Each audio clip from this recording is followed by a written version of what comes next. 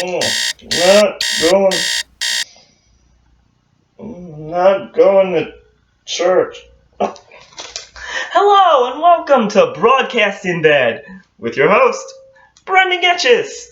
First, in international news, North Korea celebrated its national holiday, the Day of the Sun, honoring the birthday of the country's founder. In preparation, the United States sent over a little gift, an aircraft carrier group. Aw, that's so nice.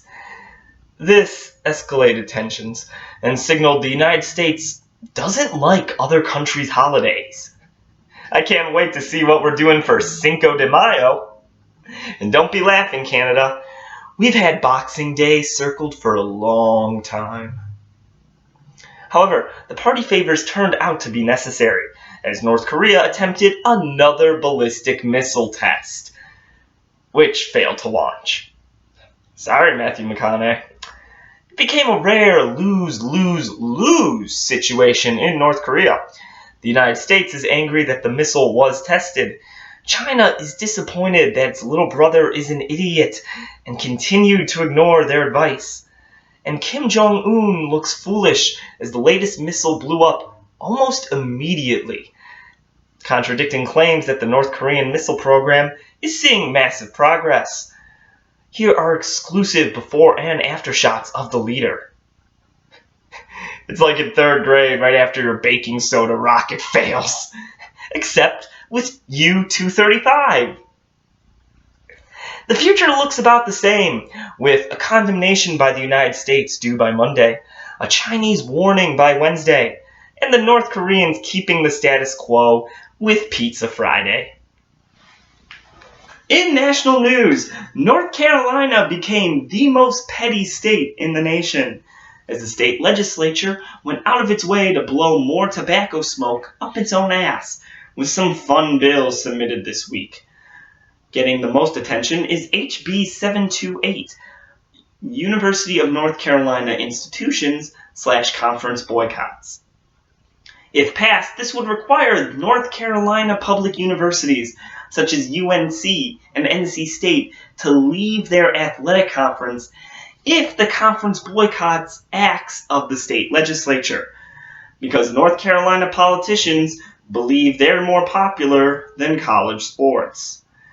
This is in retaliation to the ACC, Atlantic Coast Conference, moving several playoff games for college sports in rejection of the infamous HB2 bathroom bill, targeting transgender individuals passed in 2016.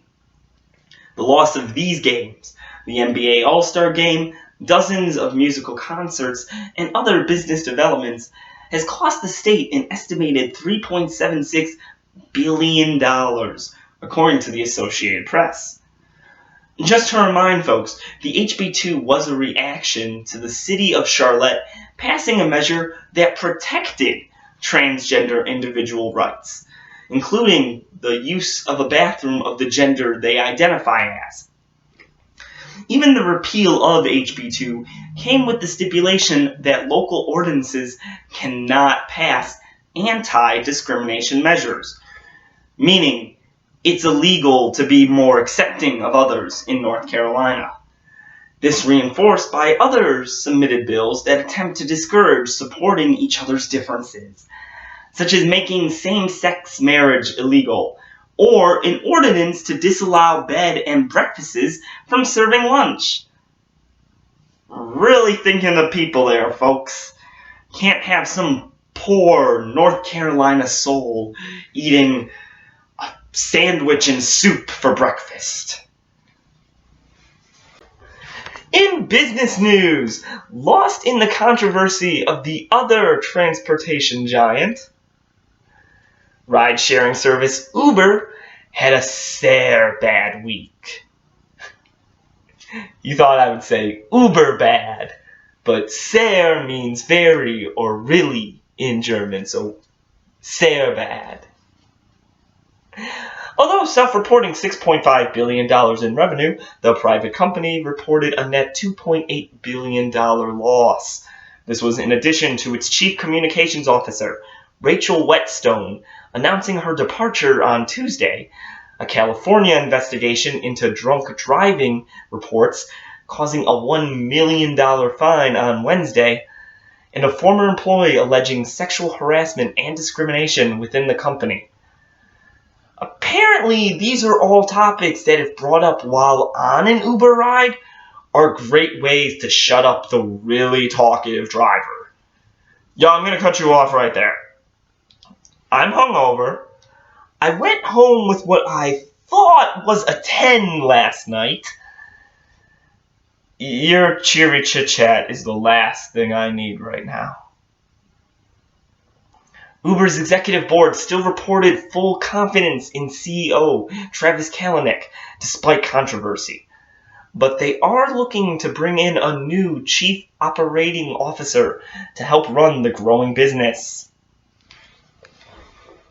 In popular news, as most of us enjoyed an egg on top of a pancake with an 8-ounce mimosa for $30 this morning for brunch, I want to take the chance to guilt you into remembering Linner, the forgotten meal of the day.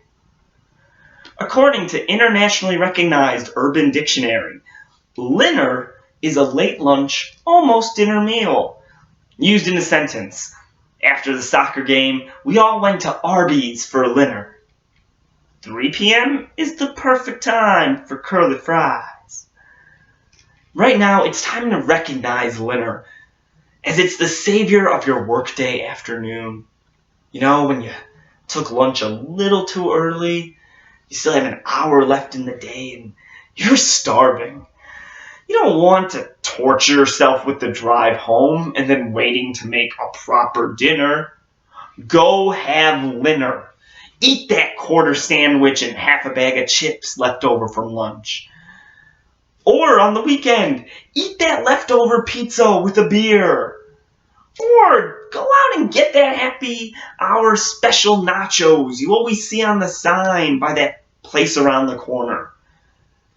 Linner and brunch are like those family members you only get to see at the really big events because they live off in Kalamazoo. But while Aunt Brunch drinks a little too much until she asks inappropriate questions, Uncle Linner is chill. He doesn't care you don't really remember him. And after a joint and some stories of the Gulf War, you all sit down to a mid-afternoon meatloaf. Long live Linner.